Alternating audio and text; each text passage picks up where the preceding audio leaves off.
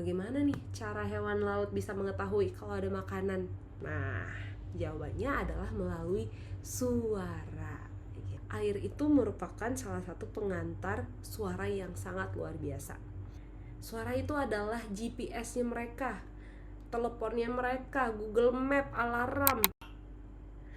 Hi peeps, welcome back to our podcast by Our Konservasi, Our Ways to Conserve the Sea. We are so excited hari ini mau sharing kepada teman-teman one of our newest series of podcast yang dinamakan dengan Serba Serbi OZ.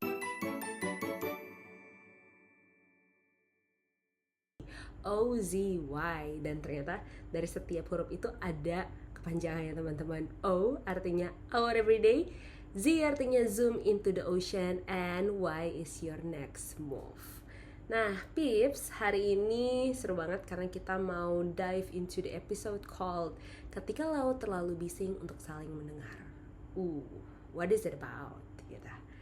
Nah, sebelum kita jump into our topic, teman-teman, I was wondering, pernah nggak sih teman-teman mungkin lagi ada di kafe, lagi ngobrol gitu kan, atau mungkin lagi teleponan sama orang tua, or even mungkin ada masuk ke dalam suatu Zoom meeting yang penting banget. Terus tiba-tiba tetangga kalian atau orang-orang di sekelilingnya kalian setel speaker gede banget, atau mungkin bukan cuma gede deh, mereka setel lagu yang paling kamu gak suka. Waduh. Atau bayangin aja lagi melakukan banyak aktivitas, butuh konsentrasi, lagi ngerjain tugas gitu kan, lagi nulis skripsi misalkan. Terus tiba-tiba kalian mendengar bahwa tetangga kalian sedang berkaraoke, berdendang semalaman seakan dunia hanya milik mereka. Wow, gimana ya perasaannya? Rasanya mungkin kayak, oh my god, I need a space gitu kan. Rasanya kayak pengen gedek, pengen gimana nih caranya aku bisa get out of this situation. Kalau buat teman-teman, kalian bakalan ngapain? Kalau buat aku, mungkin kita pikir-pikir. Solusinya bisa nutup pintu, nutup jendela gitu kan, pindah tempat mungkin. Atau sekarang kan udah berkembang ya teknologi, mungkin bisa denger headset yang ada noise cancellation. So cool gitu ya teman-teman. Keren banget gak sih? Kayak kita tinggal pindah tempat atau kita tinggal pencet satu tombol, tiba-tiba suara-suara yang tadi mengganggu kita itu bisa hilang. Atau mungkin nggak cuman hilang, malah bisa kita ganti dengan mungkin our favorite playlist malahan gitu. Wah keren banget ya. Dan mungkin dari semua keseharian ini udah menjadi the part of our living ya, hari-hari gitu kan. Pasti ada aja lah orang membuat suara aktivitas di sekitar kita, and then we try to find our peace gitu kan. Kita selalu mencari solusinya. Hal ini mungkin bagi sebagian banyak orang, termasuk aku juga sering, adalah hal yang mungkin sederhana kali ya, simple ya, tinggal cari solusi lah ya. Tapi teman-teman tahukah kalian bahwa ternyata hal-hal yang kita anggap sederhana itu ternyata merupakan salah satu privilege yang besar banget buat kita, dimana kita bisa mencari solusi, kita bisa beradaptasi, bisa pakai headphone, atau mungkin bisa ngecilin, minta orang yang ngecilin volumenya, atau mungkin bisa komplain gitu kan, supaya suara-suara yang tadinya mengganggu bisa sedikit atau perlahan lebih tenang dan bisa membantu kita to find our space lagi. Keren banget buat kita. Tapi tahu nggak teman-teman, ironisnya, unfortunately, ada loh makhluk-makhluk di dunia, di our planet, yang ternyata tidak mempunyai privilege like us. They don't have option. Mereka nggak bisa minta tetangganya kecilin volume dong, nggak bisa kirim komplain, nggak bisa pindah rumah karena lingkungannya terlalu bising. Padahal mereka sangat bergantung pada suara untuk bertahan hidup. Siapakah mereka? Mereka adalah kawan-kawan kita, kawan-kawan yang hidup di laut. Dan the irony adalah biasanya suara-suara yang dihasilkan yang mengganggu itu bukanlah berasal dari mereka, tapi berasal dari kita as human. Tapi nih teman-teman, sebelum kita nyemplung lah terlalu jauh, kita mulai dulu deh dari sesuatu yang paling dekat. Karena seringkali masalah yang ada di laut itu ternyata asalnya bukan dari laut. Asalnya bisa aja mulai dari hal-hal yang kita temukan atau lakukan tiap hari. Suara yang kita hasilkan, barang yang kita gunakan, makanan yang kita makan, or even keputusan kecil yang bahkan tidak pernah kita pikiran ternyata ada loh hubungannya dengan laut. Dan disinilah kita mulai bagian pertama kita di O, our everyday, tempat kita mencari tahu sebenarnya apa sih hubungannya kehidupan kita sehari-hari dengan laut.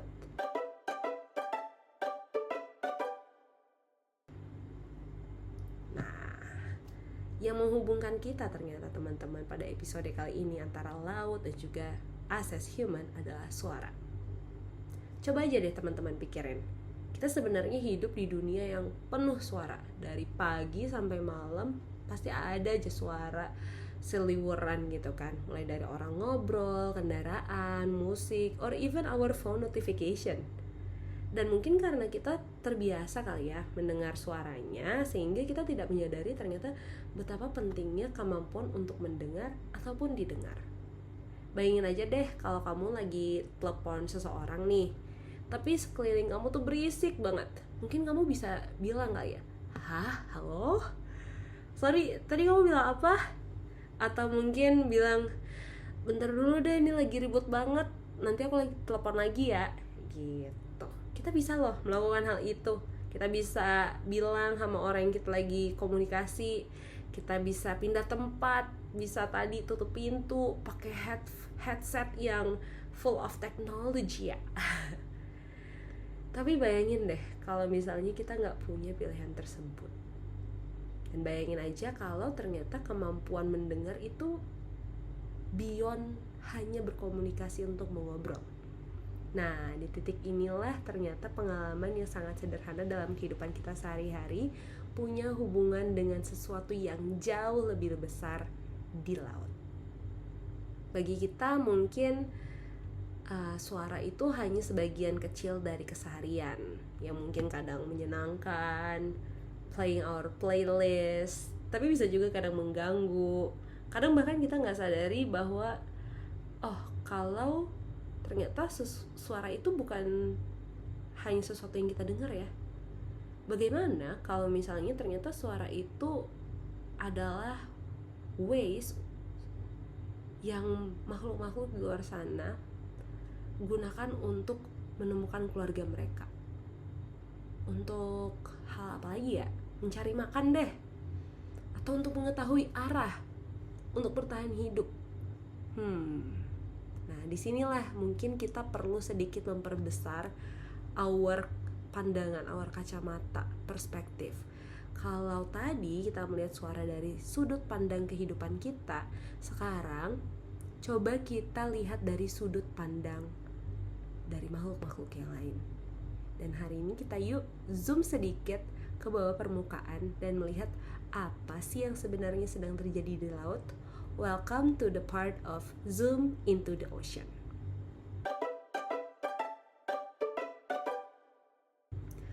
Kalau aku bilang laut itu bising, mungkin kalian bakalan mikir kayak, masa sih? Bukannya laut tuh tenang ya? Biasanya kalau di laut aku bisa find peace. Aku bisa mendengar ombak, deburan ombak gitu.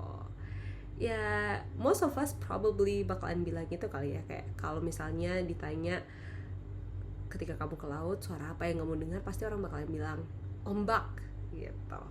Dan apa perasaan yang kamu rasakan? Saat ke laut aku mendengar suara deburan ombak, rasanya tenang, menyenangkan.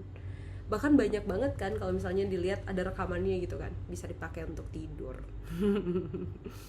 Tapi teman-teman, bayangin aja kalau ternyata misalkan teman-teman go deeper di bawah permukaan laut, ternyata ada banyak loh dunia laut yang ternyata juga sedang berbicara. Bayangin aja nih teman-teman, pernah nonton film Aquaman gak ya? Nah gitu, bayangin aja jadi Aquaman lagi masuk ke dalam kota di lautan. Terus di sana banyak nih makhluk-makhluk lainnya lagi bercakap-cakap, lagi main, manggil temennya. gitu. Aktivitasnya di mana-mana deh. Nah, kurang lebih kayak gitu tuh. Di laut juga sama ternyata, Pips.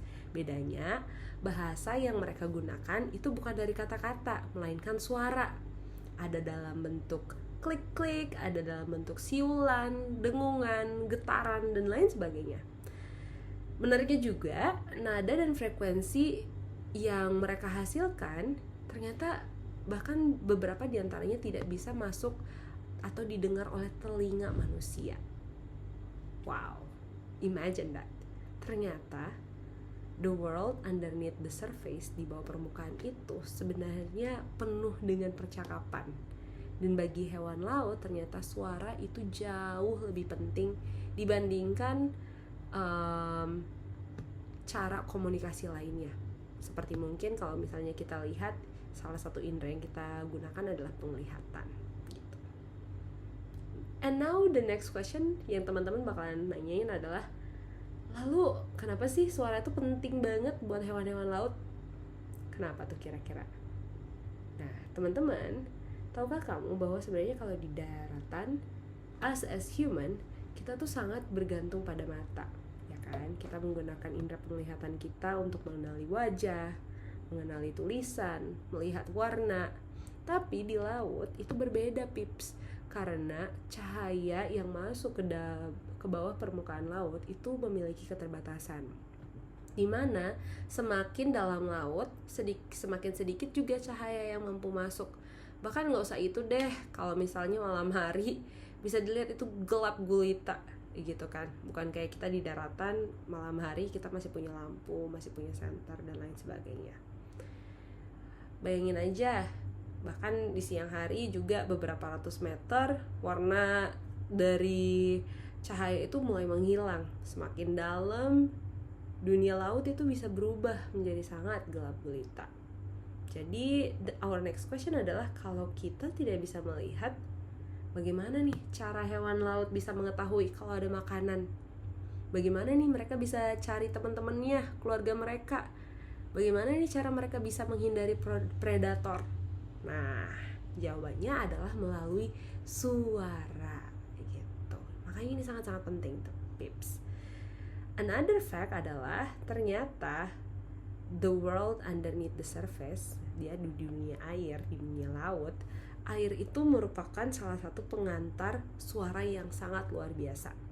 Bahkan suara itu bisa bergerak sekitar 1.500 meter per detik di dalam air, atau ekuivalennya adalah sekitar 4 kali hingga 5 kali lebih cepat dibandingkan udara.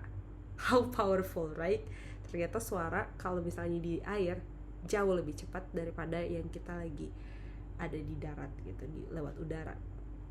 Dan selain lebih cepat, ternyata suara juga bisa menjangkau jarak yang jauh dengan kehilangan energi yang lebih sedikit, terutama untuk suara-suara yang memiliki frekuensi rendah.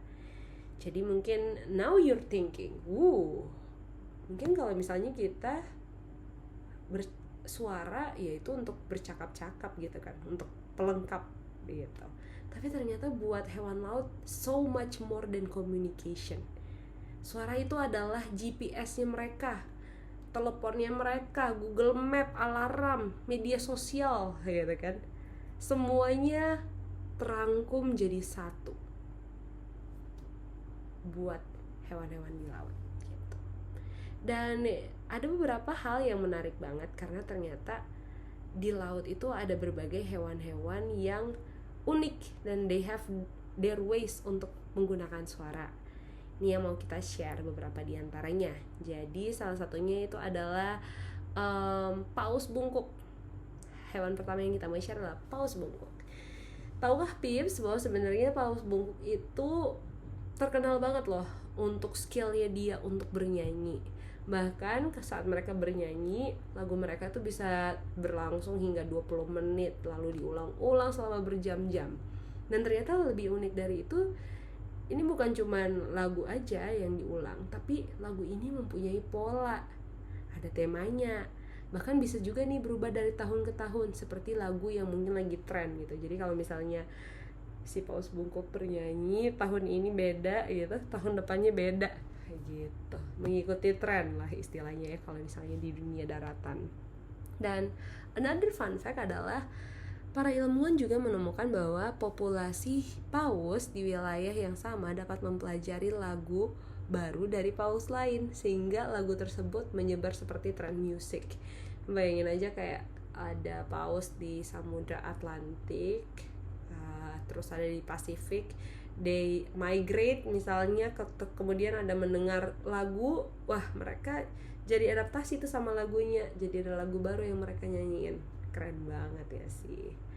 Itu satu tentang hewan yang bernyanyi, yaitu paus. The second one that we want to share nih buat teman-teman, kalau tadi kan paus punya lagu, nah hewan yang satu ini dia punya panggilan sendiri, dia punya nama, dan hewan itu adalah lumba-lumba gitu. Mungkin terdengarnya aneh gitu ya, tapi tahukah Pips bahwa ternyata setiap lumba-lumba itu mempunyai signature whistle atau siulan unik yang menjadi identitas dari setiap individu lumba-lumba. Jadi misalnya kalau ada orang lagi manggil namanya kamu gitu kan, misalnya pipop gitu kan. Nah, lumba-lumba juga punya siulan khusus gitu untuk mengenali individu yang lain. Dan yang lebih luar biasanya lagi, mereka tuh bisa mengingat siulan itu selama bertahun-tahun gitu. Jadi mereka bisa mengenali temennya, satu teman dengan teman yang lain melalui suara gitu. Jadi bayangin aja, another way adalah selain mengenali kawanannya, ternyata itu juga dibantu untuk seekor induk kalau misalnya kehilangan kontak suara dengan anaknya, itu bisa membantu mereka untuk mengenali, oh this is my mom gitu, oh ini adalah kawanan aku. Tapi sayangnya apa, kalau misalnya mereka tidak bisa mendengarnya, maka mereka bisa berpotensi untuk kehilangan anggota keluarganya gitu. Jadi kayak keluar dari barisan, atau anaknya terpisah dari induknya, dan lain sebagainya. So that's the second one. Dan yang ketiga yang kita mau share hari ini, our amazing underwater creature, yaitu tentang ikan. Ya, ikan yang biasa teman-teman lihat di laut.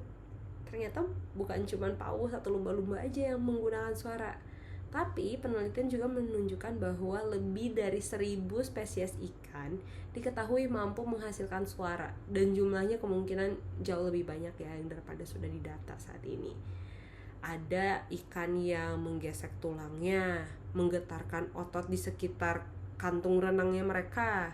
Ada juga nih yang mengeluarkan bunyi-bunyi khusus saat musim kawin gitu. Jadi ternyata teman-teman, kalau misalnya semua ikan-ikan tuh punya caranya masing-masing untuk buat suara dengan tujuannya masing-masing, bisa kita bayangin aja, ternyata the ocean is a huge orchestra, giant orchestra, karena ternyata mereka mempunyai suaranya mereka sendiri gitu. Tapi apart from that, sekarang teman-teman bayangin deh sekarang, kalau semua suara yang tadi, misalkan pausnya lagi nyanyi, lumba-lumbanya lagi manggil teman-temannya, ikannya lagi komunikasi, tiba-tiba semuanya itu terganggu oleh berbagai aktivitas lain yang datangnya asalnya bukan dari laut, tapi datangnya dari manusia, yang mungkin awalnya bukan adalah bagian dari ekosistem, tapi tiba-tiba ada aktivitas manusia yang datang, nyalain mesin bor raksasa 24 jam, 7 hari dalam seminggu. Dan mesin-mesin yang biasanya dilakukan atau dibor itu biasanya mungkin bukan cuma 1-2 hari, tapi berhari-hari, dan jumlahnya juga bukan cuma satu, tapi ribuan di seluruh area dari samudra yang ada di dunia ini. Bayangin, ketika itulah suara yang mungkin tadi udah menjadi suara kehidupan di laut, mereka udah mulai menjadi suatu tercampur aduk dengan suara-suara yang lain, dan suara-suara lain ini disebut dengan polusi. Kalau misalnya teman-teman mendengar fenomena ini, ini dikenal sebagai marine noise pollution atau polusi di suara bawah laut. Mungkin for some people was thinking kayak, jadi polusi itu bukan cuman sampah ya, bukan cuman minyak, plastik, tapi ternyata suara juga bisa jadi polusi loh. Dan sumber terbesarnya itu tadi bisa berasal dari aktivitas manusia, seperti dari kapal kargo, tanker, pesisir, bor tadi kan, kapal nelayan, eksplorasi minyak dan gas, sonar, dan banyak banget. Bahkan data mencatat juga bahwa sekitar 90% dari perdagangan dunia dilakukan melalui jalur laut. Bayangin aja jumlah kapal yang melintasi lautan itu sangat banyak, guys. Dan setiap kapal-kapal yang tadi itu menghasilkan suara dari mesinnya, getaran baling-balingnya, dan semuanya menghasilkan kebisingan. Ketika semua kapal-kapal tadi lagi melintas, bayangin aja tadi, udahnya ada suara dari hewan-hewan, a giant orchestra tadi, terus tiba-tiba tambah lagi dah dengan aktivitas manusia. Saling bertumpuk deh. Jadi mungkin sekarang our ocean bisa dibilang bukan hanya dipenuhi dengan percakapan makhluk laut, tapi bergabung dengan dan harus berbagi ruang dengan degungan mesin yang gak pernah berhenti dan yang tidak pernah mereka hasilkan. Kalau misalkan kita yang tadi pas di awal ada tetangga kita yang lagi masang setelan musik, kita aja bisa keganggu gitu kan, padahal itu cuma sebentar. Bayangin aja deh teman-teman, kalau misalnya itu terjadi di laut gitu. Dan unfortunately teman-teman, ketika banyak banget nih suara-suara yang lagi ada di sekitar kita, pasti yang akan kita lakukan adalah kita berusaha untuk bersuara lebih keras lagi. Nah, hal ini ditemukan oleh ilmuwan disebut dengan salah satu respon yang dinamakan dengan Lombard Effect, yaitu ketika lingkungan itu terlalu bising sehingga hewan-hewan harus meningkatkan volume mereka atau mengubah karakter suaranya agar tetap bisa berkomunikasi satu sama lain. Mungkin ini terdengar benar sih ya, maksudnya kayak kalau ada suara mesin gitu kan, tiba-tiba kita untuk bisa berkomunikasi otomatis kita harus ningkatin suara kita dong, kayak apa? Iya, beli pentolnya 2 mas gitu. Iya, sama nih. Ternyata hewan-hewan laut juga melakukan hal seperti itu loh. Cuman nih ada masalahnya, Pips. Masalahnya, komunikasi dengan suara yang tadi lebih keras tentunya butuh lebih banyak energi daripada biasanya. Dan semakin banyak energi yang digunakan untuk berkomunikasi, maka semakin sedikit energi yang tersisa untuk mereka bisa bertahan hidup, seperti untuk mencari makan, untuk berimigrasi, berkembang biak, dan lain sebagainya.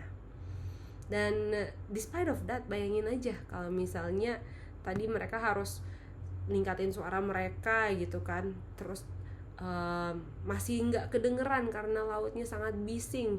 Akibatnya banyak nih hewan-hewan laut yang mereka masih kecil, masih sangat bergantung pada induknya sama kawanannya. Mereka bisa kehilangan arah, mereka bisa tidak tahu lagi kawanannya ada di mana gitu.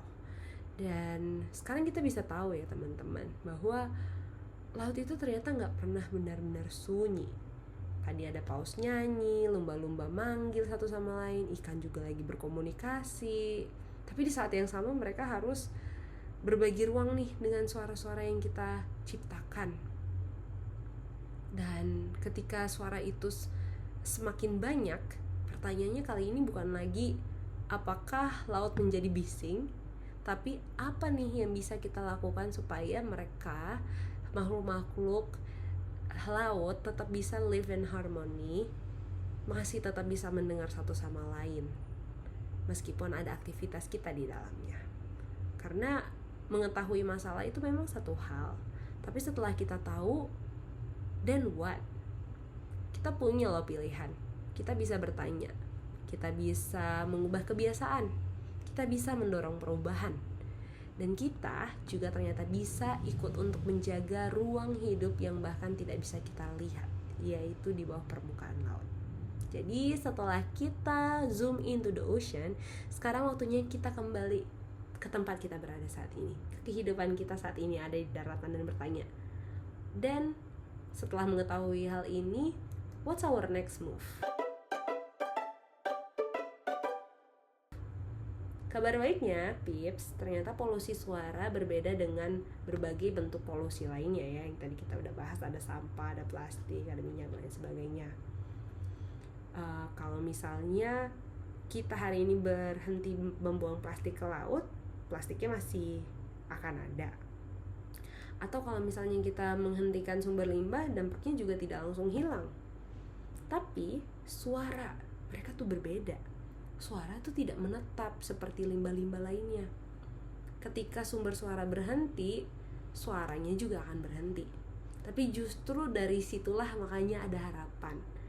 Karena untuk membuat laut sedikit lebih tenang, untuk membantu makhluk-makhluk hidupnya bisa live in peace, in more harmony, kita tidak harus menunggu puluhan tahun. Ada beberapa solusi yang sebenarnya sudah mulai dilakukan. Beberapa diantaranya yakni kalau misalnya kita lagi naik kapal, kita bisa mengurangi kecepatan dari kapal. Itu mengurangi kebisingan dari suara baling-baling yang dihasilkan.